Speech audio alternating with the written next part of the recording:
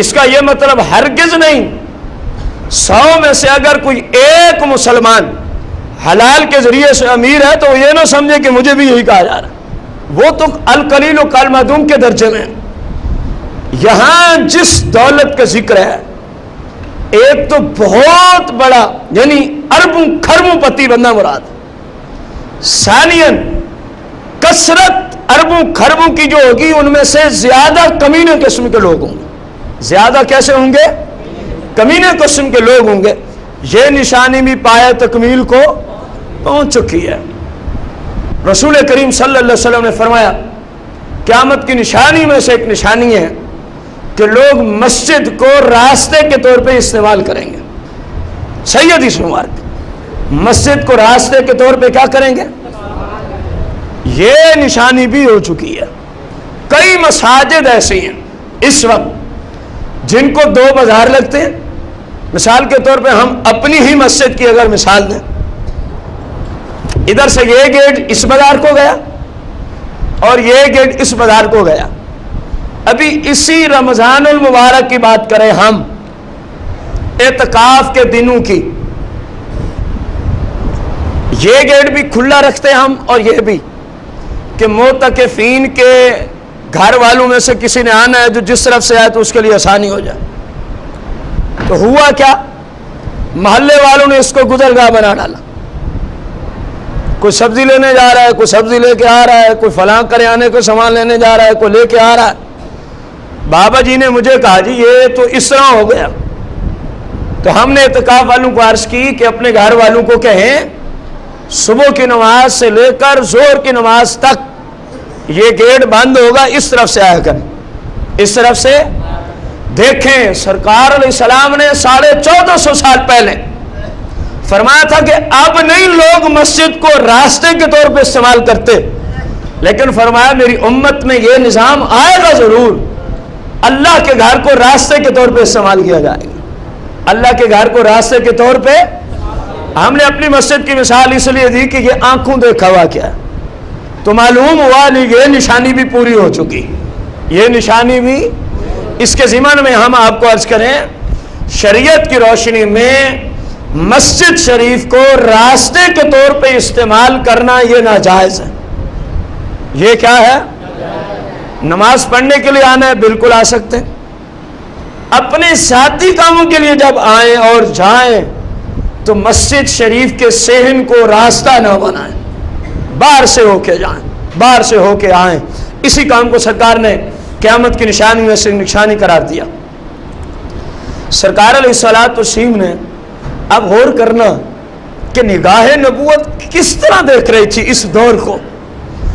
فرمایا کہ مراکز تجارت کے جو مرکز ہیں، سرکار علیہ السلام نے ارشاد فرمایا ان کے باہمی طور پہ جو فاصلے ہوں گے، فرمایا حیرت انگیز طور پہ ان میں کمی آ جائے گی۔ حیرت انگیز طور پہ تجارت کے مراکز کے جو باہمی فاصلے ان میں کیا آ جائے گی؟ نشانی پوری ہوئی ہے کہ نہیں ہوئی؟ سمجھانے کی حاجت تو نہیں ہے۔ اگر کسی کو نہ آئے سمجھ، آج فیصلہ آباد میں بیٹھ کر ایک تاجر انگلینڈ سے تجارت کر رہا، بیٹھا فیصلہ آباد میں، تو ان کا باہمی فاصلہ جدید اعلیٰ جات نے کم کر دیا کہ نہ کر دیا؟ سرکار مدینہ نے 1450 سال پہلے اس کو دیکھا تھا۔ فرما صحابہ میں دیکھ رہا ہوں کہ بیٹھے دور دور ہوں گے، لیکن ایسے جدید ذرائع اللہ تعالیٰ پیدا کر دے گا کہ وہ ذرائع ان کی دوریوں کو ختم کر دیں گے۔ وہ ذرائع ان کی دوریوں کو کیا کر دیں گے؟ ختم کر دیں گے۔ اگلی بات جس پہ شاید سب اتفاق کریں، سرکار مدینہ علیہ السلام نے فرمایا ملت اسلامیہ پر، ملت اسلامیہ پر، خواہ وہ پاکستان کے اسلام والے لوگ ہوں، خواہ وہ افغانستان کے اسلام والے لوگ ہوں، خواہ وہ سعودیہ کے ہوں، خواہ وہ عراق شریف کے ہوں، شام کے ہوں، دمشق کے ہوں، فلسطین کے ہوں، کیا فرمایا؟ ملت اسلامیہ پر۔ سرکار نے فرمایا تمام کافر ٹوٹ پڑیں گے، تمام کافر ملت اسلامیہ پر یکجا ہو کر ان کے خلاف ہو جائیں گے۔ اور آج یہ چیز ہم اپنی آنکھوں سے مشاہدے کے طور پہ دیکھ رہے ہیں۔ دیکھیں جس طرح اسلام کے خلاف اس وقت تمام یہودی عیسائی اور بت پرست مل جل کے اسلام کو جس طرح بدنام کر رہے ہیں، یہ منون وہی فرمانے علی شان سچا آ رہا ہے کہ ملت اسلامیہ پر کفار یکجا ہو کر ٹوٹ پڑیں گے، کفار یکجا ہو کر کیا کریں گے؟ ٹوٹ پڑیں گے۔ اب دیکھیں ان بے ایمانوں کی آپ سازشیں دیکھیں، جہاں تک ہم نے سوچا نہیں وہاں تک ان کے تجربات چلے گئے اسلام کے خلاف، بڑی دور دور تک ان کے آپس میں بیٹھ کے میٹنگیں ہوتی ہیں اسلام کے خلاف، بڑی دور تک۔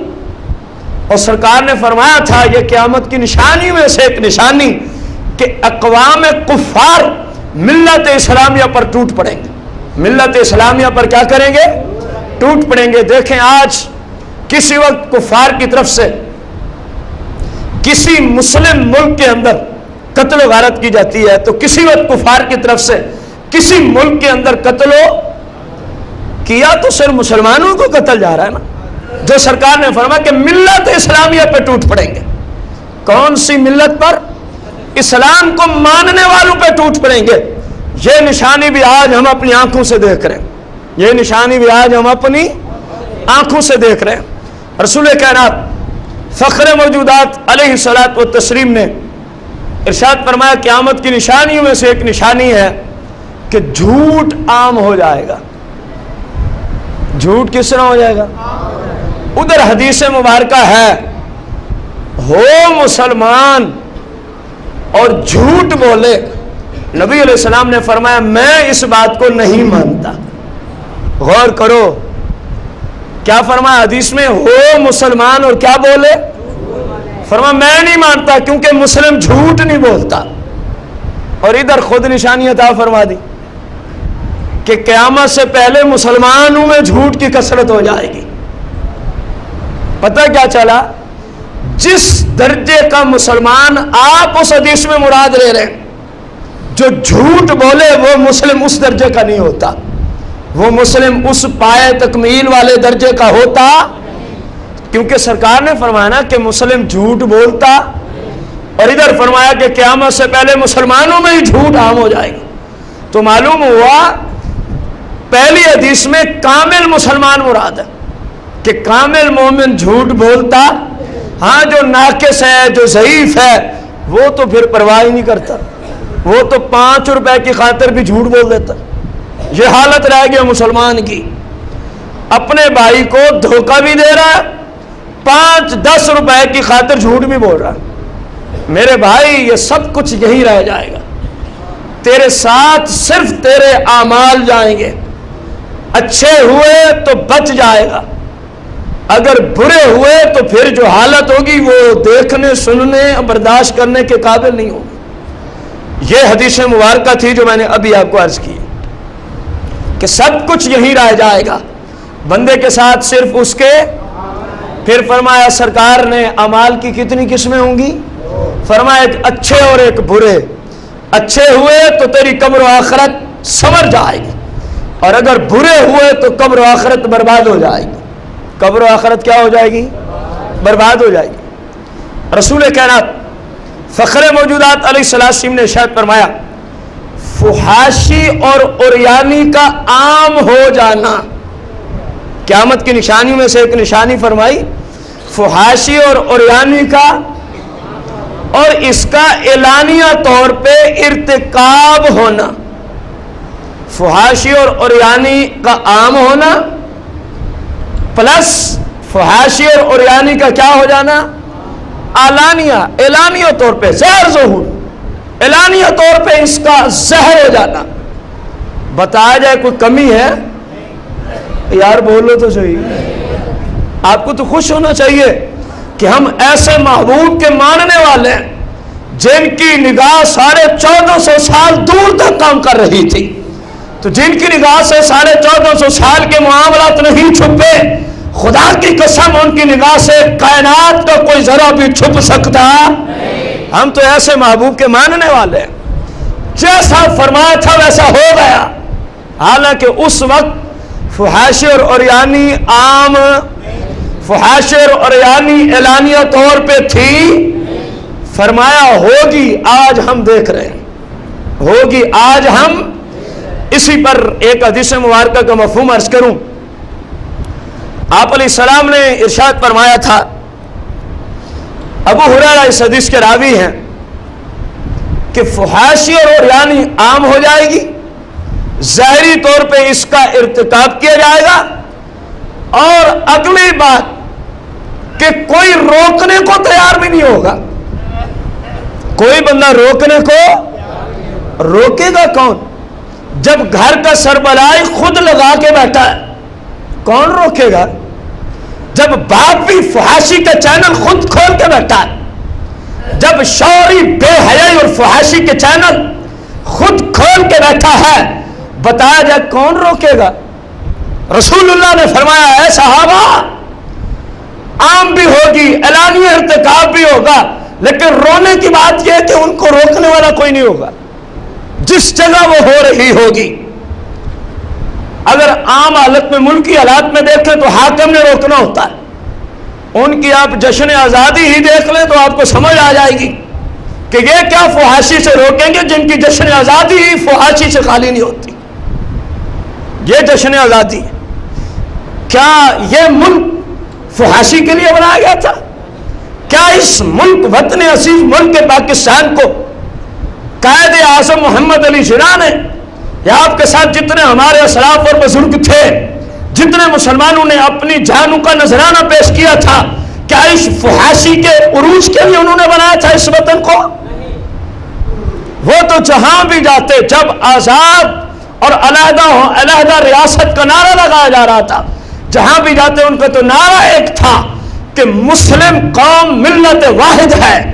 اس کی دلیل دیتے، ہمارا رب ایک، ہمارا قرآن ایک، ہمارا اسلام ایک، ہمارا نبی ایک. ان کا تو نعرہ یہ ہوتا تھا. آج کے یہ گنڈے، یہ بے حس، یہ بے لگاؤ کس درجے کی آزادیاں مناتے ہیں جس پہ اللہ کی لعنت اترتی، جس پہ اللہ کی کیا اترتی ہے؟ تو روکے گا کون؟ جب حاکم خود اپنی مجالس میں، جب حاکم کے گھر میں، حاکم کے فنکشنوں میں جب بے حیائی فحاشی عریانی عروج پہ ہو، تو وطن عزیز سے کون روکے گا؟ اس سلطنت سے، اس فحاشی کے سراب کو کون منع کرے گا؟ اگر ہم گھر کی طرف آئیں، یہ وطن کے اعتبار سے، سلطنت کے اعتبار سے بات تھی، اگر ہم گھر کی طرف آئیں تو گھر کا سربراہ لگا کے بیٹھا ہے تو روکے گا کون؟ غلط تو نہیں کہہ رہا؟ جو فلموں میں، ڈراموں میں، گانے بازوں میں فحاشی اور عریانی ہے، وہ کسی سے چھپی ہوئی، وہ سربراہ لگا کے بیٹھا، لگا کے دیا ہے. خود گھر ہے، یعنی 24 گھنٹے گھر والے تو گھر ہے نا. سرکار نے فرمایا روکے گا کوئی نہیں. کوئی بغیرتی کر رہا ہوگا، فرمایا ایسا بھی کوئی نہیں ملے گا جو ان کو کہے یار کم از کم راستہ تو چھوڑ دیتے، کم از کم راستہ تو چھوڑ دیتے. آج راستے کا کون سمجھائے گا؟ جو اپنے گھر میں یہ فحاشی پھیلا کے بیٹھا ہے، وہ راستہ کب تک کرے گا؟ کون کہے گا راستہ چھوڑ دو، اس کو گھر سے نکالو، اس راستے سے باہر پھینکو؟ کون سمجھائے گا جب گھر کا مالک ہی وہ فحاشی پھیلا کے بیٹھا ہے؟ اور آپ کو پتا ہے اگر اس سے فلمیں، ڈرامے عام حالت والے مراد لیے جائیں تب بھی یہ فحاشی عام ہو چکی اور اعلانیہ ارتکاب ہے. اور اگر اس سے مراد زنا لیا جائے، فقہا نے اس سے مراد زنا بھی لیا، تو تب بھی انٹرنیٹ پہ یا کیبل پہ اس بات کی کوئی کمی، وہ بھی آپ کے سامنے ہے جو صورتحال ہے. سربراہ لگا کے بیٹھا ہے، شوہر لگا کے بیٹھا ہے، بیوی بھی دیکھ رہی ہے، بیٹی بھی دیکھ رہی ہے. مجھے تو سمجھ نہیں آتی یہ اپنے آپ کو کیسا مسلمان سمجھتا ہے، یہ کس دین اسلام کو ماننے والا ہے تو مسلمان. تیرے گھر یہودیوں کا نصاب 24 گھنٹے چلتا ہے تو مسلم، تیرے گھر میں عیسائیوں کا نصاب تیرے بیوی بچوں کو پلایا جا رہا ہے، تجھے شرم و حیا نہ رہی، اللہ کا خوف نہ رہا، اللہ تبارک و تعالی کی شریعت پہ چلنے کا جذبہ ختم ہو گیا. گویا کہ غیرت اسلامیہ ہی مردہ ہو چکی، گویا کہ غیرت اسلامیہ ہی، کیونکہ جس میں اسلام کی غیرت زندہ ہوتی ہے اس کے گھر میں ایسی فحاشی اور عریانی کے کام ہوتے، اس کے فنکشنوں میں پھر کنجریاں نہیں آتی، ان کے فنکشنوں میں پھر علماء قرآن سنت کا درس دیا کرتے ہیں. جن کے اندر اسلامی غیرت باقی ہوتی ہے ان کے گھروں سے گانے باجے، فلمیں، ڈراموں کی آواز نہیں بلند ہوتی. بلکہ ان کے گھروں سے علماء فقہا اور قرآن کی آواز اور صدائیں بلند ہوتی ہوئی نظر آتی ہیں کہ ان کی باتیں، جن کی غیرت اسلامیہ کیا ہوتی ہے؟ زندہ اور باقی، اور جن کی مر جائے جو مرضی ہوتا جائے اس کو کیا ہونا ہے؟ غیرت ہی نہیں۔ یار ایک بندے کو نظر ہی کچھ نہ آتا ہو، نظر آنے والی طاقت ہی مر جائے، جہاں مرضی وہ جائے، جدھر مرضی چلا جائے، بھلے دیوار پہ جا ٹھکے، بھلے کسی بندے کے اوپر جا مرے، بھلے وہ کسی جگہ کسی گڑھے میں جا پڑے، تو کیونکہ اس کو دیکھنے والی جو طاقت تھی وہ بھی اس کے پاس موجود۔ تو اسی طرح بغیرتی، فحاشی اور یعنی سے روکنے کے لیے، اس سے اپنے آپ کو بچانے کے لیے غیرت اسلامیہ درکار تھی۔ تو جس کی وہ غیرت ہی مر گئی، بھلے وہ جہنم میں جائے، بھلے پورے گھر والوں کو ساتھ بٹھا کے لے کے جائے، بھلے سارے معاشرے کو برباد کرے، بھلے محلے میں ایسے کنجروں کو بلا کے پورے محلے والے مسلمانوں کے آرام کو تباہ و برباد کرے، اس کو کوئی نہیں کہے گا کہ یہ تو نے غلط کیا، الٹا کہیں گے واہ واہ کیا بات۔ لعنت ہے ایسے تمام لوگوں پر جو فحاشی اور عریانی کے اوپر واہ واہ کرتے ہیں، اور وہاں جا کے جس کی جیب سے 10 روپے مسجد کے لیے نہیں نکلتے، وہ کنجری پر 1000 روپے اڑا کے آیا۔ جس کی جیب سے بیوی بچوں کے حقوق پر پیسے نکلتے ہوئے جس کو بخار چڑھ جاتا ہے، جب کسی کنجری کی محفل میں جاتا ہے، گانے باجے والے کی محفل میں جاتا ہے، تو جیبیں خالی کر کے آتا ہے، بتا یہ مسلم ہے؟ کیا مسلمان ایسے ہوتے ہیں؟ کیا غیرت والے مسلم ایسے ہوتے ہیں؟ میرے بھائی سوچ، اپنے اندر اس جذبے کو پیدا کر کہ میں مسلم ہوں، اور مسلم غیرت مند ہوتے ہیں۔ مسلم کیسے ہوتے ہیں؟ وہ فحاشی اور یعنی ایسے گند کے قریب نہیں جاتے، چلے جا کے اپنی ساری دولت اس پہ اڑا کے رکھ دیں۔ مسلمان کے لیے یہ کام کسی صورت میں جائز، شادی ہو یا کوئی اور فنکشن ہو، مسلم مسلم ہی ہوتا ہے، اس کے گھر میں گناہ کی اجازت ہے۔ رسول کائنات فخر موجودات علیہ السلام کی کچھ احادیث مبارکہ کی روشنی میں ہم نے آج دوسرا جمعۃ المبارک عرض کیا قیامت کی نشانیوں پر، تو 2 گھنٹے کے بیان میں تقریباً کم و بیش 2 گھنٹے کا بیان ہو گیا۔ آپ بتائیں جتنا سرکار نے فرمایا تھا کوئی نشانی ایسی ہے جو نہ نظر آتی ہو؟ معلوم کیا ہوا کہ اکثر نشانیاں آ چکی ہیں، اکثر نشانیاں، ہاں البتہ علامات کبریٰ بھی رہتی ہیں، ان پہ انشاءاللہ اگلے ایک ساتھ میں درس آئے گا جس میں دجال کے بارے میں سب سے زیادہ درس ہوگا۔ یہ بغیرت کہاں سے نکلے گا، اس کی شخصیت کیسی ہوگی، اس کی شکل کیسی ہوگی، اس کے چیلے کون ہوں گے، کس جگہ اب موجود ہے، کس جگہ سے نکلے گا، کیسے مرے گا، کون مارے گا، یہ ساری باتیں دجال کے بیان میں انشاءاللہ آ جائیں گی۔ اللہ تبارک و تعالیٰ سے دعا ہے اللہ تعالیٰ ہم سب کو دین اسلام کے اصول سیکھ کر سرکار علیہ السلام کی شریعت مطہرہ کے مطابق زندگی گزارنے کی توفیق عطا فرمائے، آمین بجاہ نبی الکریم علیہ الصلاۃ والتسلیم۔